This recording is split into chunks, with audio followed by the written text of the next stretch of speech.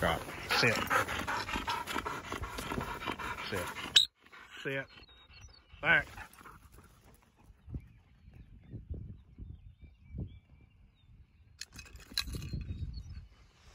A little tip today. We run land tee pretty much every day out here with different dogs, and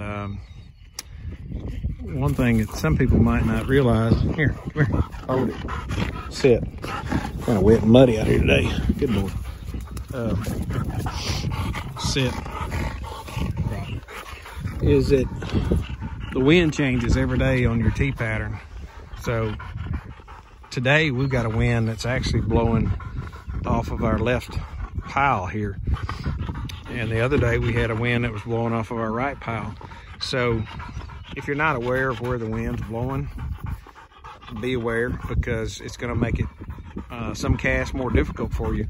So you may not have trouble with a left hand back one day because the wind is blowing maybe off this pile, or maybe it's at your back or whatever. But just know that when you have a wind blowing off of these two piles, it's going to make it more difficult to give a right or left hand back based on which way that wind's blowing while you're out here. And so if you have a wind blowing off your right hand pile like this coming in, and you go to give a right hand back, a lot of times that dog's going to turn, get a nose full of scent. And if it's a young dog, it's still learning this drill, they're going to have difficulty with that. So they may turn in there and get a nose full of scent, and then they want to go over to here, and you're having to cast them out to the back pile. But just know that's going to be a challenge. Know where your dog is in training. If you feel like your dog is still learning, you may want to adjust a little bit. You may need to scoot up to your back pile a little bit one day. If you need to simplify, you don't want to get into a big fight. Now, if your dog's a little farther along in this, it's good to be able to teach them to ignore that. I've got a couple dogs that they let their nose get them in trouble. And they basically want to, when you turn them into that wind, they want to go and follow that nose. And we want them to understand that that's not, we gave you a back cast. That means turn and go straight back. Don't turn and get your nose in trouble, because that's going to hurt us later on when we start chasing blinds.